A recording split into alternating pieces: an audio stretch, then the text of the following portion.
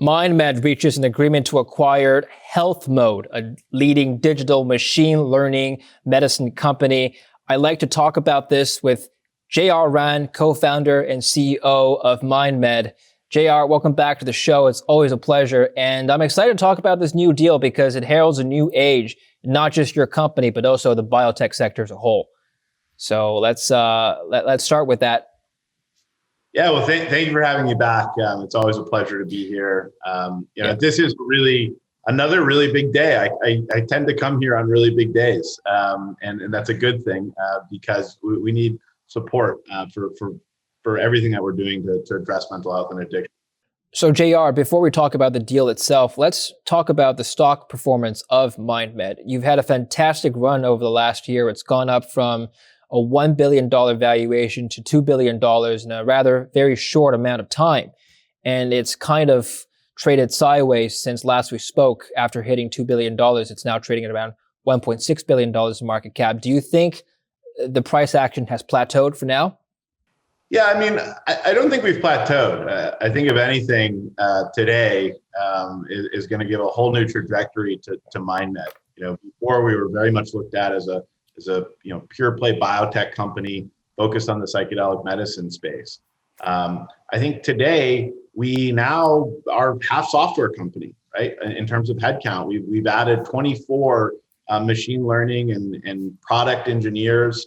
I think if you look back a year from now, you will look back at MindMed as much a tech company as it is a drug development company. And I think that's a very, very interesting turn for us as a company. And I think it just adds a massive blue sky trajectory to what we are able to accomplish. If you want to talk about stock price, look, this is a long-term play on mental health. This is not going to be a short-term stock play for folks. I think there's great opportunities in the markets, and there will continue to be great opportunities in the markets. However, MindMed is in this for the long haul. We are a mission-driven company, and we want to get new solutions to mental health and addiction to all Americans and to other countries as well. So that's our focus. We're going to stay focused on that and less focused on the actual stock price. I think if we build a large and sustainable business, our shareholders are going to be very happy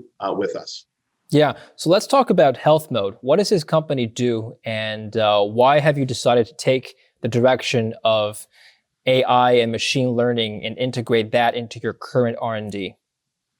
Well, I think all medicine is really going digital, right? I mean, if you just look at the pandemic, I think there was a study in JAMA, which is a scientific journal, that saw telehealth increased something like 30-fold in respondents to a survey. That's a big increase in telemedicine. I believe that we're just going to see increasing amounts of the $3.6 trillion healthcare industry in the United States go more digital. At the same time, drug development, which we're in the business of, we conduct drug development on psychedelic medicines that we ultimately see have great opportunities in the mental health and addiction space. So we believe that we can make our trials more, maybe even increase the speed of them, but certainly make them more accurate in understanding what those endpoints might be and measuring the digitally measuring outcomes from the clinical trials. I think would be step one. Step two is we really need to look at mental health in a vastly different manner. Right now, you go to your doctor and 80% of SSRI prescriptions or the antidepressant prescriptions are prescribed by a doctor who has really no specialization in psychiatry. If we could help you connect with a psychiatrist in New York City where there are thousands and you're in one of the counties in the United States, like rural counties in the United States, 80% of them don't have a psychiatrist. If we can also help you monitor your anxiety and know exactly when it's going to come back, this is going to be the pre-care and aftercare markets in the psychedelic medicine industry are going to potentially even be bigger than administering the drug. And so there's a lot of things that we need to figure out as an industry. But this is a big first step, is to have a world-class engineering team. We have some really great folks that have joined us here. We have our new chief medical officer, Dr. Dan Carlin, helped set up the digital therapeutics and digital medicine division at Pfizer. this is great experience and I think just adds even further trajectory here to MindMed. Can MindMed become the Pfizer of mental health? I think that's a really attainable goal, and we should focus on that. Okay. There's not many people focused on mental health in the drug development space and broader digital therapeutics. Okay, we're going to talk about the mental health landscape in just a bit, but let's go back to the terms of the deal. So $41.6 million is roughly the valuation of this deal. And with it, you've acquired the entire 24-person team along with the company's intellectual property. So are you paying for this with cash, shares? Can you walk us through the terms here? So it's an all-share transaction, and a lot of that stock gets locked up. It's a relatively small amount. I think it's something like 2% of the overall dilution to the company. It's a relatively small, impact to the company and shareholders, but massive impact in what we can potentially do for patients and growing this company over the short, medium, and long term with this team of folks that are experts at digital medicine, at digital measurement. And we're going to start immediately integrating some of their tools into our clinical trials. Mm-hmm. But what I think is also interesting is, how can we make a whole new division out of Albert? Yeah. So just today, after you've released the news, the stock of MindMed hasn't really moved all that much. How are investors of your company, have they reacted in any sort of fashion? Have you spoken to some of your investors so far? Yeah, so the institutional investors I have had conversations with, and they see this as a big move. I mean, because this is really a transition for the company. We've been out there saying, look, we are focused on drug development. We're a drug development company. We're now coming out and saying we're very focused on drug development. However, in order to make drug development and solve mental health issues, we know that we need to have a digital platform. And MindMed needs to become that comprehensive digital platform for not only mental health, but delivering psychedelic medicines. And so I think the institutional investors definitely get it. We're out there talking to them quite heavily over the next few days. I think that people are going to start to realize how impactful this transaction is for the entire psychedelic medicine space and the mental health space in general very soon. It might not be correlated here on today's stock price, but quite frankly, we're not a day-to-day company. We're investing for the long term, and we're investing to build a very, very large business that heals people. Yeah. So when you say heals people, like which groups of people are you referring to? What is the ultimate vision of J.R. Round here? What is the ultimate goal of MindMed? What is the target you're trying to reach in the end game? Well, I think our mission has always been clear from the beginning. Solutions to mental health and addiction are just simply not working anywhere right now. I mean, they marginally work. But we want an order of magnitude solution. And in order to do that, it's going to take time. It's also going to take a whole village of people. It's going to take a whole village of our shareholders destigmatizing psychedelic medicines and supporting us. My ultimate vision is that 40% of the country is considering suicide here in America. That's I think something like 100, it's not considering suicide. They have some form of a mental health issue. 11% of the country is considering suicide. That's 132 million people. That is our addressable market. That's a massive, massive opportunity. And quite frankly, it's a mission worth fighting. What is the solution now for those 100+ million people that are clinically depressed or perhaps need treatment? Where are they going to now? What are they turning to? Pretty sad solution. So if you're considering suicide, typically your family member or a friend calls 911 and the police show up at your door. That's not a really great solution. That's probably, not a great reason to stop killing yourself. And, the people that do end up in the ER, they're 212 times more likely to kill themselves in the inpatient psych ward of a hospital. This isn't working. And so, just if you take a sort of a less radical case, but 11% of the country is considered suicide. That's not a small amount, but it's up double. But let's take a less radical case of say depression or anxiety or addiction. The typical anxiety patient goes into their general practitioner and says, "I'm feeling anxious," and they end up at Walgreens, an hour later with a Xanax prescription or a benzo prescription. The Xanax crisis, quite frankly, is the next opioid crisis here. Xanax prescriptions and benzos in general, I think we're up 1/3 from the start of the pandemic, right? That's a scary amount of number for what can be a very addictive substance. And so my end game is we don't want people on a pill a day for the rest of their lives. I've been that person. I've been addicted to SSRIs and benzos and all these, pill a day solutions. We want to solve the underlying causes of mental health and addiction. That's the mission. We're not going to stray from it. Yeah. So one of the criticisms of medicine in general, not just your company, but any sort of biotech company, is why invest in a company that produces pills and drugs? Why not invest in a company that aims to improve the lifestyles of those people that have clinical depression? So going to the source instead of taking drugs, why not, make them healthier, make them more physically active, give them a better diet, give them more emotional support, give them more access to psychologists and whatnot? How would you respond to that argument? Well, quite simply, that is what we're focused on. Psychedelic medicines and psychedelic assisted therapy are catalysts. They're catalysts for change. They're not the one and done. You don't just go into a psychedelic experience and the whole world is back to normal. It requires a lot of work, a lot of integration in the aftercare period of having a psychedelic experience. And so what I would say is psychedelic assisted therapy has the biggest potential for behavioral change. It increases the neuroplasticity of your brain. You have there, at high doses, you can have a form of ego dissolution where your sense of self is removed and you can actually analyze what is ultimately bothering you and going on. This is the opportunity.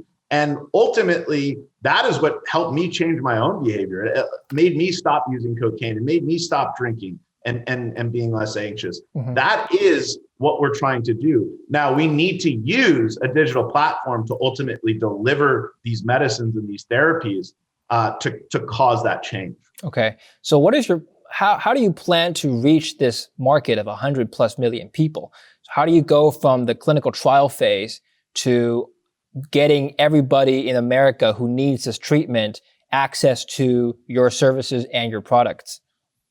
Start building value right now and start building software right now, because say we are able to get a drug approval in 3 to 4 years. We need to start building that platform, that software, and testing it now. We can't start in 3 years from now. I think there's a lot of notion out there that, psychedelics are going to be launched inside clinics and, psychedelic companies are owning clinics. MindMed has no intent of ever owning a clinic. If we started owning clinics, we should start patenting the paint on the wall, MindMed Blue. Doesn't make any sense. What we ultimately see doesn't make it even scalable either. What we need to do is amalgamate humans, right? The rate limiting factor here is therapists and psychiatrists. There's very few psychiatrists in the country, and there's very few therapists out there. We need to help train them. But ultimately, we need to be able to connect them with patients. And so MindMed's really going to focus on how do we connect you with a psychiatrist and a therapist in a remote manner, right? Where you can still be supervised by a medical professional, but maybe the psychiatrist or the doctor, that high value doctor, doesn't necessarily need to be sitting in the room with you. He can be in his office 1,000 miles away in New York City in a special operations center, really sort of supervising your psychedelic assisted therapy along with maybe 10 to 15 other patients that he's overseeing at the same time. But we have an EMT or a social worker that's trained in psychedelic assisted therapy actually in your home or in their office. I mean, these are conversations that we need to start having with FDA on how we ultimately make this more scalable and most impactful. I'm not a buyer yet. Actually, I don't think I'll ever be a buyer on that clinics are going to be the growth mechanism to scale psychedelic assisted therapy to everyone in need in America. Has the FDA, have you been in talks with the FDA to implement this plan? Have you gotten a response from them?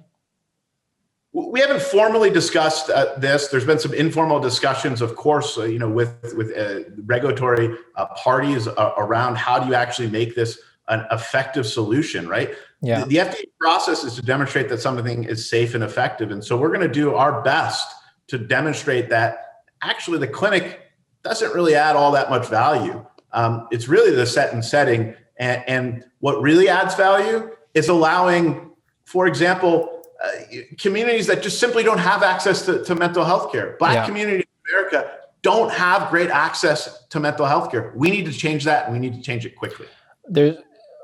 Let's talk about how people can actually afford this service, because what you're suggesting sounds great on paper, but let's talk about the actual cost. I'm looking at this chart. I really like this chart. It's from the Bureau of Labor Statistics, and it shows rising and decreasing costs of various sectors and goods over the last 20 or something years, from 1998 to 2018. And healthcare services on a per capita basis is, according to this chart, the number one thing in terms of cost rises. Next would be college tuition. And so, do you think there's something wrong with the system in terms of how healthcare works in America? How can people ultimately pay for what you're suggesting? Look, we have great doctors, we have great nurses, we have great frontline workers, and we also have great folks that develop drugs. The fact of the matter is that the payment incentives aren't always adding up to allocate resources in an efficient manner. And so, one thing that MindMed is going to focus a lot on is value-based care. And understanding how we can work with innovative insurers and innovative employers that want to bring down their mental health care costs, but increase the value to their overall plan. And so I would look out at our strategies around value-based care. I think we're going to have the most innovative strategies on that, and hire some of the best people to advise us there. Value-based care basically means you're not only compensated for the price of your drug or the price of your therapy, but ultimately, if you can bring down the cost in some other realm, in the impact of somebody no longer having anxiety or no longer having alcohol addiction, so they don't also have a heart problem, these are the ways that we need to quantify healthcare costs in order to bring them down. This is the fee-for-service model in psychedelic medicine and mental health care isn't going to work. There already is that model. 60% of psychiatrists don't accept insurance, flat out. Okay, that's serious. The mental health care should be accessible for every American. This is a fundamental human right, in my opinion. We need to feel good about ourselves in order to be a functioning society. Now, we need to figure out ways to pay for that, right? And use innovative payment structures, but people need to feel mentally healthy. Yeah. This is a relatively new realm. I'm just wondering what kind of conversation would you have with the insurers? The insurers would say, look, JR, this is really new. We don't know how to put a price tag on this. Walk me through the value proposition of having to add this to our service and possibly increase costs for people. Do they want to pay for it? Is it worth it? How would you convince them it is? So I would say that MindMed might need to take some of that risk in the initial period. We might need to do some value-based care pilots with innovative insurers who understand this stuff. Yeah. There are people out there working on that, and we should take the risk because look, whatever the solution out there is, the payment mechanism, it's not working right now. So we gotta try innovative and progressive ideas in order to get there to solve the solution that the mental health care system can be as effective as the rest of the healthcare system. It is the bastard child of the American healthcare system right now. There's even the Biden administration is thinking about this in their policy. They're looking at it and going, we want mental health parity in insurance plans. This is going to be a big topic. After all the vaccinations are said and done, you're going to see a massive skyrocketing of mental illness and addiction, which we already are. And I think that the Biden administration is going to be looking at this very intensely once they get out of the crisis mode of COVID-19. I'd like to close the conversation by talking about digital medicine once more. And you brought this up, but can we go into a little bit more detail as to what that is exactly? And we talked offline. You said that an Economist article had ranked this as one of the fastest growing sectors, might be worth $1 trillion. So why is this going to be worth $1 trillion, JR? And what is it exactly? Well, look, just look at the entire American healthcare system. I think it spends something like $3.6 trillion a year Americans do on healthcare. 70% of hospitals out there are still using fax machines and posting records to patients. There's just one small data point. I think digital medicine has the opportunity to make these virtual emergency rooms, make these virtual care facilities, and that's a good thing. And if anything, COVID just helped really innovate on that for mental health care, we're seeing psychiatrists completely get rid of their physical presence and just going completely digital. We're even looking at, HealthMode was looking at how do you do a virtual clinical trial, right? How do you bring down the cost of clinical trials? So there's tons of costs that can be cut. And I think healthcare is one of the last industries that really hasn't been innovated upon using digital technologies. It's really the last frontier here. We have fintech companies, we have insurance companies, but the healthcare industry, and specifically mental health, just has not been innovated on in 30, 40 years. And MindMed is going to be at the front. Do you think that digital medicine has the potential to lower costs for Americans for healthcare? I completely think that it will. If you go to a psychiatrist and they're charging $500-$600 to have a fancy office on Fifth Avenue, well, slash the real estate expense out of that, and because he or she can see more patients, he can probably charge less. And if we can create value-based care ways for him or her to get reimbursed, I mean, imagine if a psychiatrist could accept insurance. Of course, it's going to bring down the cost of healthcare for Americans, but they can't right now. 60% of them just won't even bother accepting insurance. Yeah. Okay. All right. I have one final question. This is a sort of fun thing that came to my mind. I know some technology companies are working on machine learning and supercomputers to not replace, but to supplement healthcare workers, frontline workers. So like instead of talking to a nurse, you would talk to a computer that would diagnose you. Is that a direction you would consider moving into? I don't think it's the first direction we consider moving into, but I think measuring digital outcomes on our clinical trials is a great way to do it. I think being able to predict through various data points when somebody's increasing anxiety due to lack of sleep or an increase in tone of their voice, things like that can be very, very helpful to a patient and their care provider. Therapy is a human experience. And I actually think that technologies are going to free up humans to be humans again, right? And not do the menial tasks. And I think actually human connection is going to become even more important, especially in mental health. Mm-hmm. I don't think we should be looking at how we replace therapists. I think we should be looking at how we train more therapists, how we train more psychiatrists, and bring down the cost of that. Mm-hmm. That, to me, is how we actually solve this mental health crisis. Okay. Well, JR, congrats again on the acquisition, and thank you for the update. Continued success. Thank you so much for having me back. We'll speak to you again soon. And thank you for watching Kitco News. I'm David Lin.